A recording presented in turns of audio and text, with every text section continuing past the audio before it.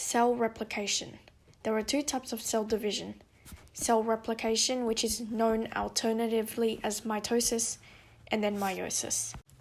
Cell replication or mitosis is the process of duplication of a somatic parent cell into two identical daughter cells, while meiosis is the methods of production for four non-identical gametes.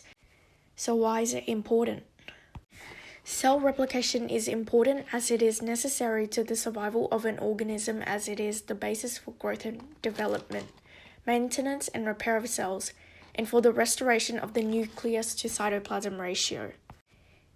It must be noted that genetic material must be replicated exactly to prevent error such as mutations and cancer from developing. When error occurs, the cell initiates repair or, in severe cases, apoptosis, which is essentially cell suicide. However, there are still cases where errors bypass the inspection checkpoints of the cell cycle, leading to mutations. An example of such a mutation is Down syndrome, which is the presence of 47 chromosomes rather than the usual 46. This condition can cause developmental and intellectual delays. Before meiosis or mitosis can start, the cell undergoing division must go through interphase. Interphase is the process of preparation for cell division.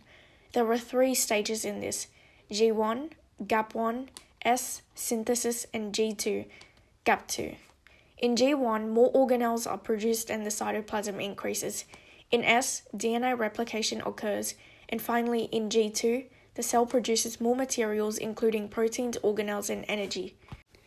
There is also another stage in interphase, G0. It does not contribute to the cell cycle, however, it serves as a resting stage for the cell.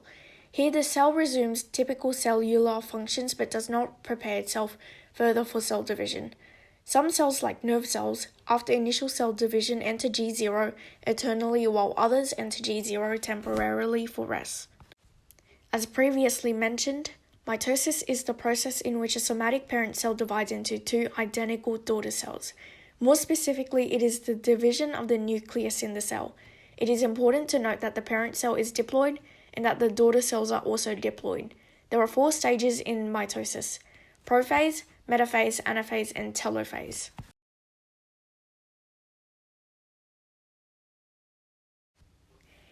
In prophase, DNA in the nucleus condenses to form chromosomes.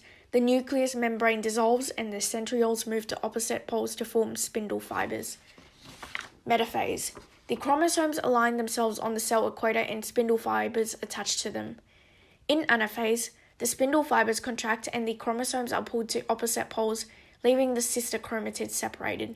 This forms new chromosomes. Telophase. The cell elongates and cleaves and the nucleus membrane reforms. Finally, the cell undergoes cytokinesis, the division of the cytoplasm. This is not part of mitosis, as mitosis is defined to be the division of the nucleus. Meiosis, on the other hand, is the division of a germ cell into four daughter gametes. Unlike mitosis, the parent cell begins with 46 chromosomes and ends with 4 haploid daughter cells. It has 8 stages: prophase 1, metaphase 1, anaphase 1, telophase 1, prophase 2, metaphase 2, anaphase 2, and telophase 2. Meiosis 1. In prophase 1, DNA condenses into chromosomes. The homologous chromosomes pair up with each other and cross over. The nucleus membrane dissolves and the centrioles move to opposite poles, forming the spindle fibers. Metaphase 1. Homologous chromosomes line up at the metaphase plate and the spindle fibers attach to the chromosomes. Anaphase 1. The spindle fibers contract and the homologous chromosomes separate. In telophase 1, the cell elongates and cleaves, and the nucleus membrane reforms. Then cytokinesis 1 occurs. The cell splits and the organelles are redistributed. Meiosis 2. Prophase 2. The nucleus membrane dissolves and the centrioles migrate to opposite cell poles, forming spindle fibers. Metaphase 2.